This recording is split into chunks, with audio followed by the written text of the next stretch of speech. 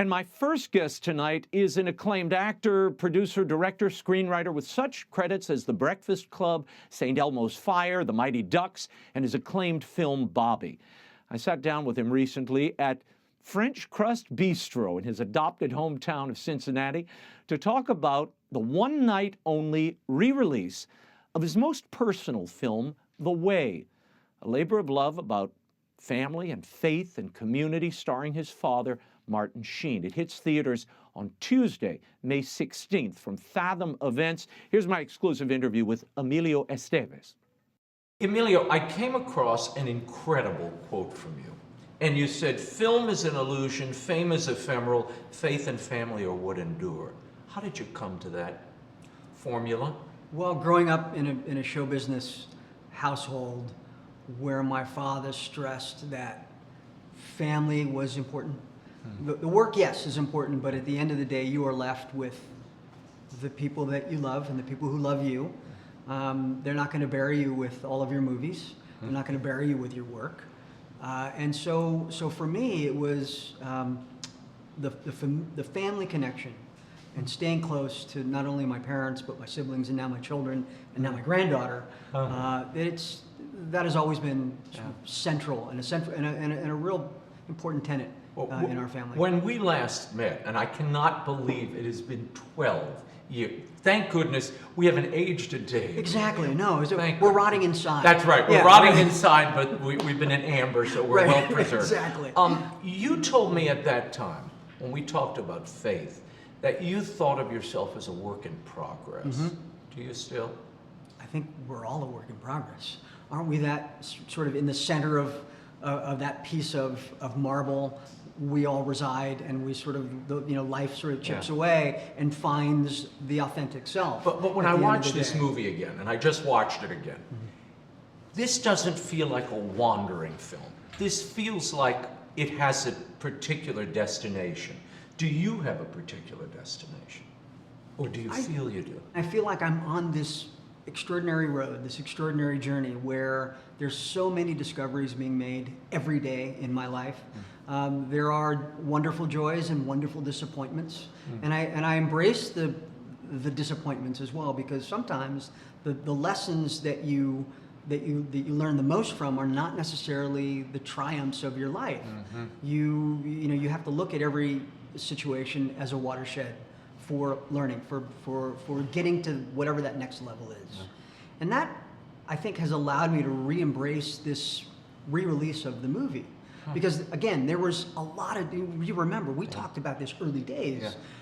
We did a 50-day, 35-city tour for the film. We shrink-wrapped this poster on the bus. On a bus. And we drove across the country, and it was Martin and I doing 2 screenings a night, doing Q&As afterwards, one secular, one non. And man, it was, I had such high hopes. And then the movie kind of disappeared.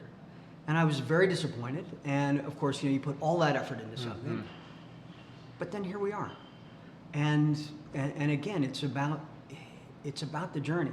It's not necessarily always about the destination. I know that sounds cliche, but I think this is one instance where it's living proof of that. And this movie is kind of the embodiment of this, which I want to get to in a second. Your mom was a Southern Baptist. Your dad, of course, a returned Catholic, came back to the faith in 1981. That's right. We always talk about Emilio Estevez, the son of Martin Sheen. We rarely talk about or hear about Janet's influence in your life, your mom, who was also an artist. Yes. Tell me how her influence shaped you. You've been quoted as saying she had more influence. She is, in many ways, the real artist of the family. I mean, she was a fine artist. She got a scholarship from the Kiwanis Club in Cleveland to go to New York, to go to the New School as a fine artist, and she was a painter, and that's where she met my father. But she has always stressed the importance not only of family, but of sitting together, breaking bread, sharing ideas. Every place that we would travel to, and it was always immersive travel. So my father believed that for the family to stay together, we actually had to physically stay together. So when we traveled to location, we all came along whether we wanted to or not. On his work location. I mean, you've exactly. been to the Philippines, Mexico, Rome, Mexico. I mean, you've been on your pilgrimage for a long time. Exactly. So it wasn't uncommon for us to sort of dig into a community, find a house, an apartment, and then my mom would set up shop. And it was always inclusive. It was always the neighborhood kids, the locals, and so it was always her mission to make sure that we created home wherever we were, but we also created community. So I think that had a lot to do with, she was born here in Cincinnati in 1939, and then raised over in Kentucky in a little town called Salyersville. And so for her, growing up, her faith was very important to her. She didn't necessarily continue following the Southern Baptist route, but the values, I think, that she derived out of that were I think a central core to who she is now. She's all about family. Is that part of the reason why you're back in Cincinnati? You Yes. You moved here. Yes. You never grew up here. No, But she no. did. She and my dad, Dayton, about 45 minutes away from here. So in fact, on that tour that we were talking about earlier, on that our last stop was here in Cincinnati, and the film commissioners, she said, "Hey, how about you stick around for a few days and we'll show you what Cincinnati has to offer." That was in 2011. And I have been just having a love affair with the city ever since. It's just, I bought a house here in 2017. I've been, doing all the rehab on that. Yeah. But I've just, it feels, in a strange way, it feels very familiar to me. Without having lived here before, it just feels very familiar. It's a walking city. Yeah.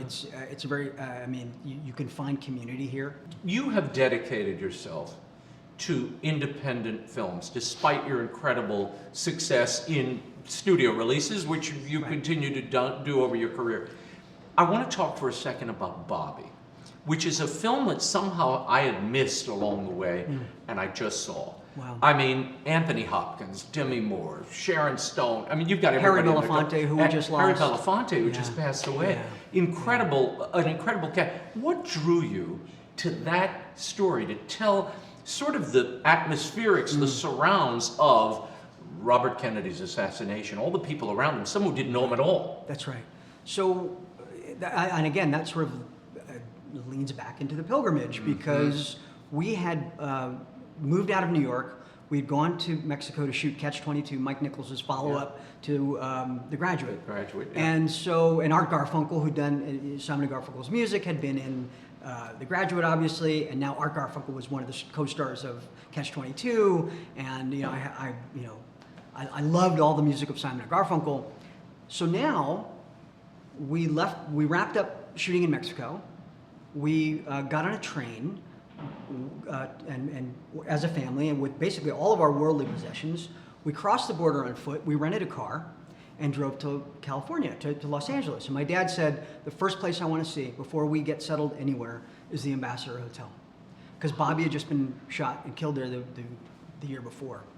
So, and I remember being 6 years old and walking through the Ambassador, holding his hand, going towards the embassy ballroom, and just having that moment. Cut to 1999. I hadn't been back to the Ambassador since then. I was there for a photo shoot with Charlie for a picture we had done for Showtime, and the manager of the hotel, because it was no longer a hotel, it was just used for filming purposes, he said, "Would you like to see the kitchen? Would you like to see where it happened?"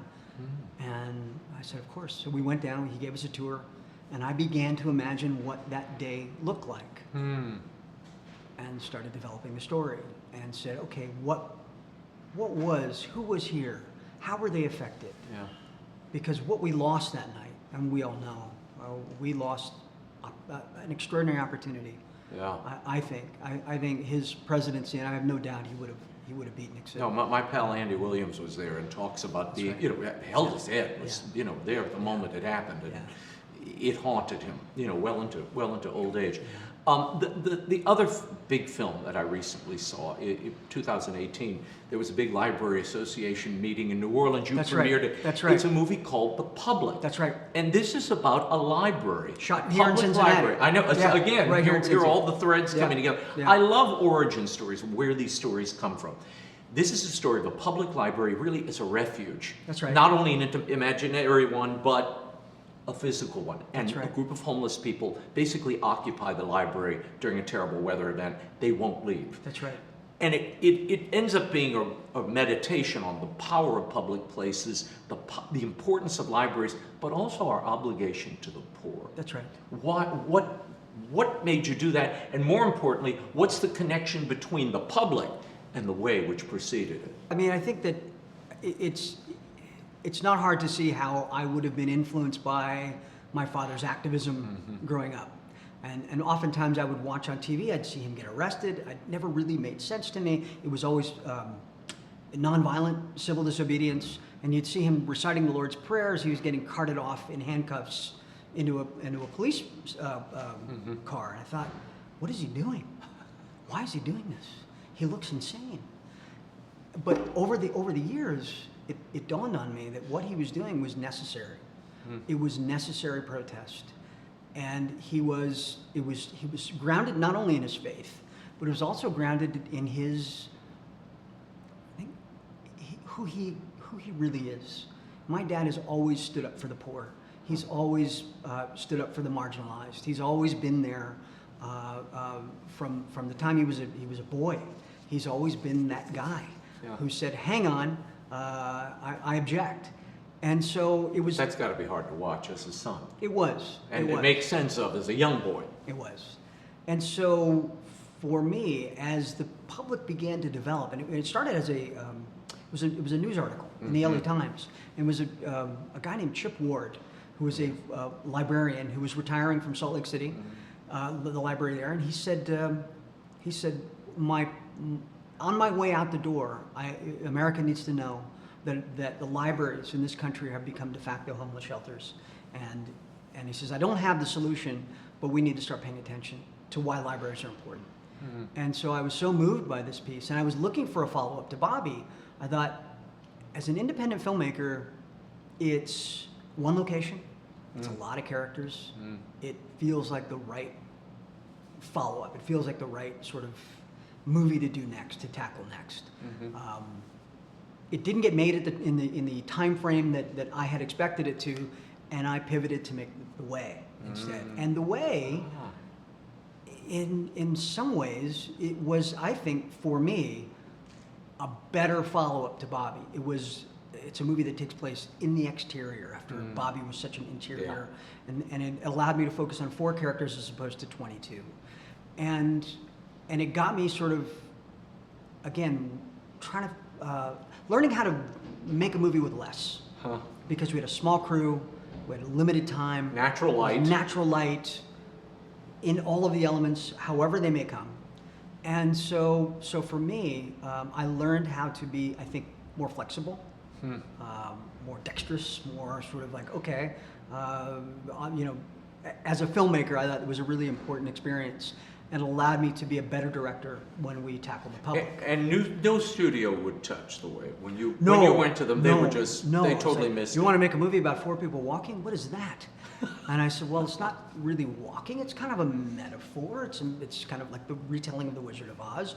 And here are the characters are represented in that way. And their eyes glazed over. I thought, okay. We're not going to get any traction here. Let's just figure out how to make this, and let's go to Spain and find true believers, and we did. And it all came together. And again, this is the story. The Way is really the story of a father who loses a son. They were somewhat estranged.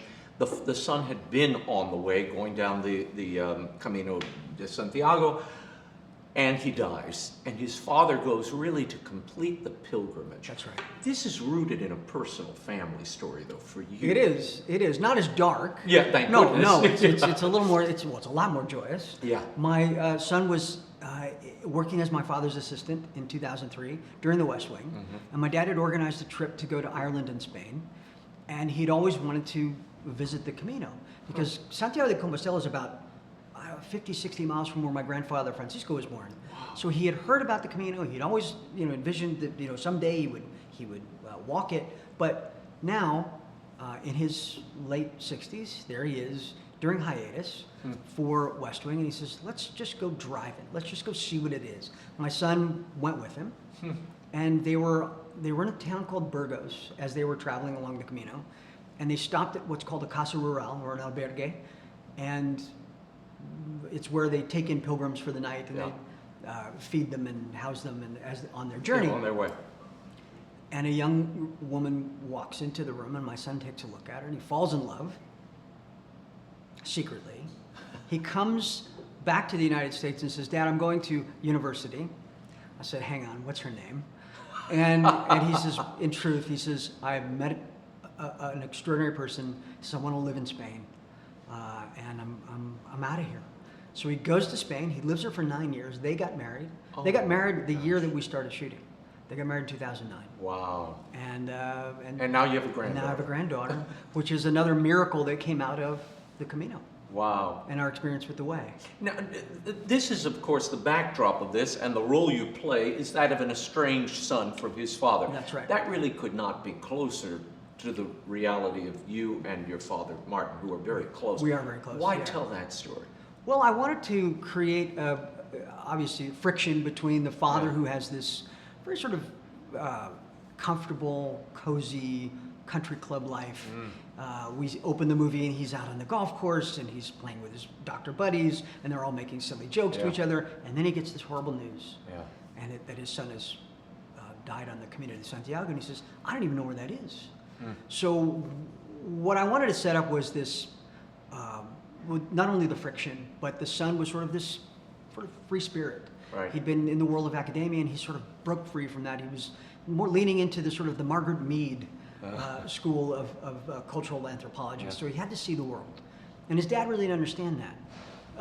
And so when we pick up the story, he's been out there traveling for years and doesn't have a cell phone and he's sort of disconnected. And the father is drawn into his world. And during the course of the movie, the journey that he couldn't make to meet his son in the middle during his life, he's now forced to make the complete journey to meet him on his terms.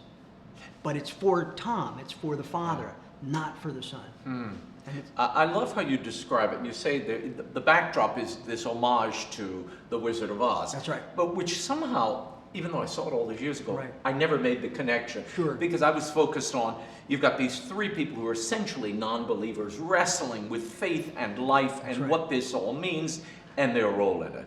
But pull out that Wizard of Oz string. I mean, you meet Jack on the road. Well, he's literally with hay. That's right. And when we were scouting a location, so just to go back, Tom is Dorothy. The tornado is the death of the son. Toto is the box, the cremated remains, that keeps getting away.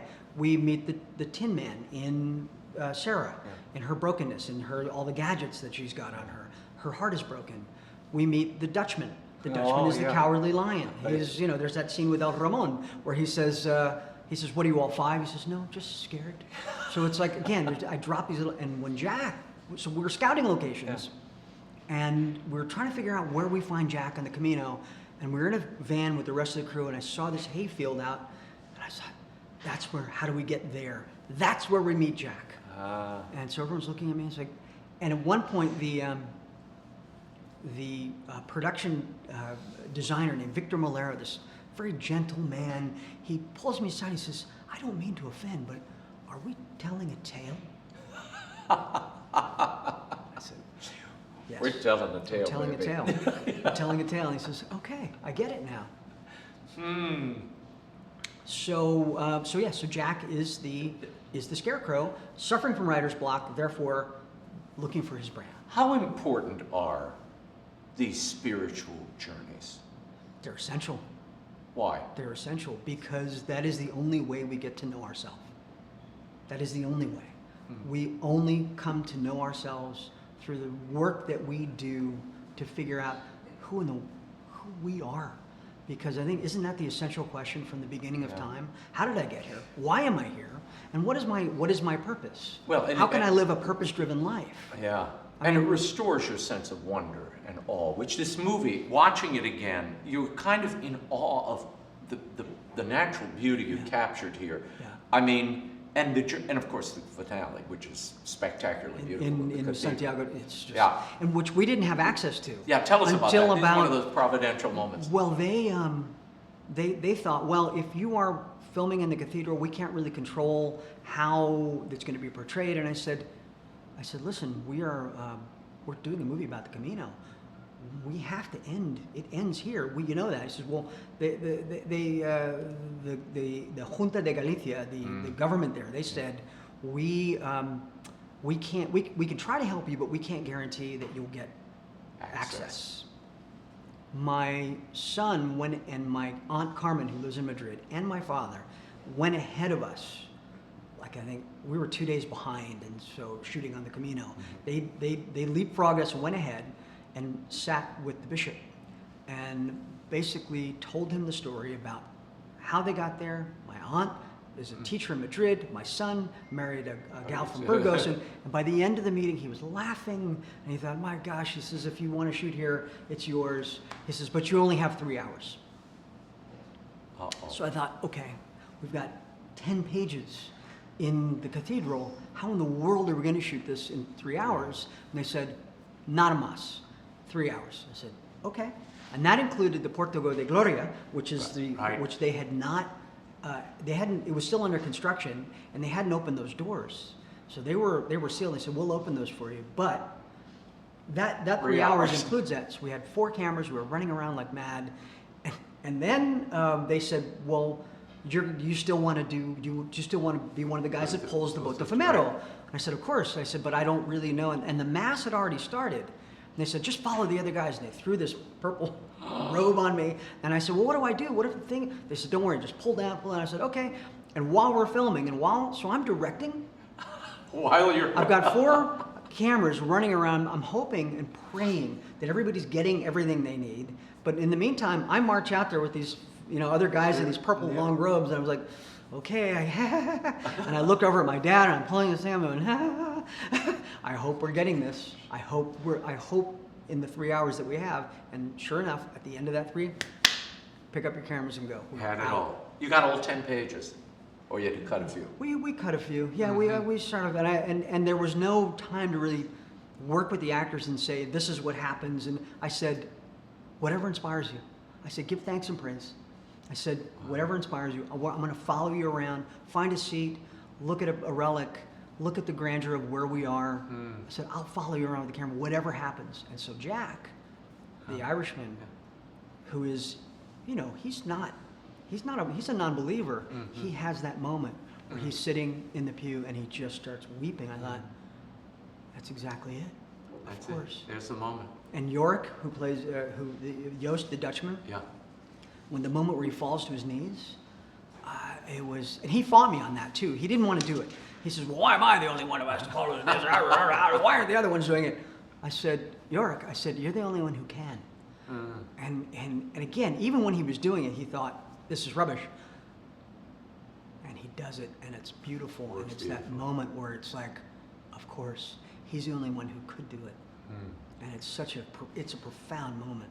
And it brings you into his spirit, I think, in that moment. There's this setup early on in the movie that I love. And it's really the only scene you have with your dad, and it's between the deceased son and the father in flashback. Right. And the father says, Tom, my life here might not seem like much to you, but it's the life I choose. And the son says, you don't choose a life, Dad, you live one. Right. That's really the heart of the whole movie. That is. And moving toward, journeying and pilgrimaging toward the life you're meant to live. That's right. And becoming a whole person, becoming that complete person that is all, it's in all of us. It exists inside all of us. We get, I think, we have an image of who we are in the world, and then we get caught up with media, with social media, with all of the noise and the nonsense. I think that, and again, I'm guilty of it too. I go down those rabbit holes, and you think, oh my gosh, what am I doing?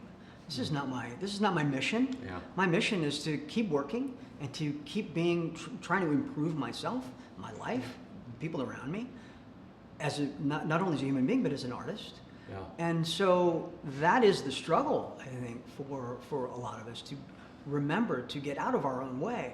Why bring the way back 12 years later, Emilio, and to theaters again? Sure. So which is happening the on film May was 16th. yeah, the film's coming back May 16th through Fathom Events. It is it's an interesting story because we were sort of resigned to the fact that the movie had disappeared. There was a term limit on when the rights were going to return back to me. However, once that, in the middle of all of that, the film was sitting in a motion to abandon rights court in Delaware, which I didn't know about, and it was alongside 1,100 other titles. So the film was just sitting there in Nowheresville. So I got a call from a guy named Chris Bueno, who runs a boutique distribution company out of California, and he says, "Do you know anything about your movie?" He says, "It's sitting there. I think I can help you Spring it loose."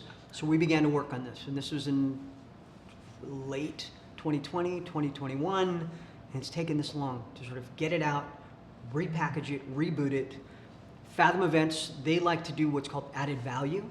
So they said, well, what could the added value be? You know, maybe we'll go to Spain and we'll shoot some B-roll there, and maybe we'll interview people that have been on the Camino.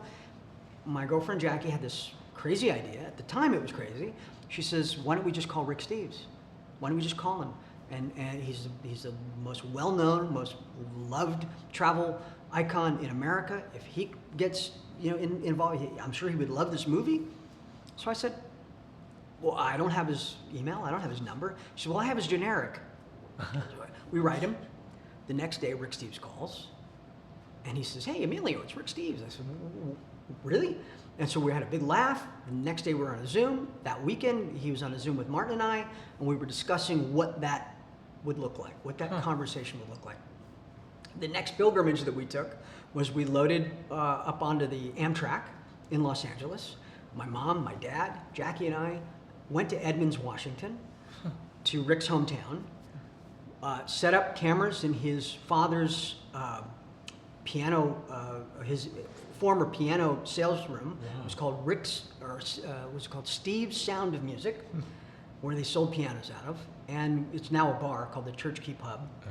And we set up cameras there, and I basically was the moderator, and I sat between Rick and Martin, and I asked them questions about their life, about family, and so we shot this hour-long conversation, 20 minutes of which is now attached to the end of The Way. Oh, cool. So it's the film. Yes, it's found a new life, and it's more relevant now after COVID. I think after the lockdowns and the isolation, people are looking to get out again. But now the film has this added value with Rick. And he's sort of given it this endorsement, I think, that is very special. Yeah, but I know from people who've walked away, I haven't, that it transforms them. They does. all get something Yes. on that path. What have you received from this path? Working on this movie all these years, and now Right. revisiting it, carrying it with you again. I think for me, when you get the feedback, whether it's on social or emails, or my dad, he will get snail mail, weekly, where people say, your movie changed my life. Thank you for making this. This film quite literally saved my life. I don't know if I'm ever going to make another movie that has that sort of relevance and that importance in somebody's life, that they saw the movie, they got up off their couch, they got to their computer, they booked their ticket, and they went to Spain and walked 500 miles. I mean, what other movie does that? Yeah. Maybe the sequel. Yeah, maybe the sequel, which I hear is in the works. And let's end with this. Yeah. How would you, you catch up with Tom? We catch up with Tom. It's 10 years later. He's in Nigeria. He is Now, now, your lead actor is willing to do this? He is. No, he's okay. he's Martin signed on. He's done. Okay. He's down to do it. He is now with Doctors Without Borders, Medicine Sans Frontiers. He's on a mission in a remote village in northern Nigeria, and he's performing cataract surgeries. Wow. And so it's a very personal journey. It travels not only from Africa to Europe, but goes to Dublin and Amsterdam and Brussels and Paris and arrives back in Spain on the northern route. Big budget. So it's a much bigger movie. It's a much more ambitious movie, but it's still, at its core, is still about people, and it's still a movie that celebrates our humanity and our brokenness. Because again, those are the movies I make. That's as your a way. filmmaker. That is my way. Indeed. Yeah. The special re-release of The Way, starring Martin Sheen and directed and starring Emilio Estevez, hits theaters for one night only on Tuesday, May 16th, presented by Fathom Events. Check your local listings for participating theaters and showtimes, or visit fathomevents.com for all the information.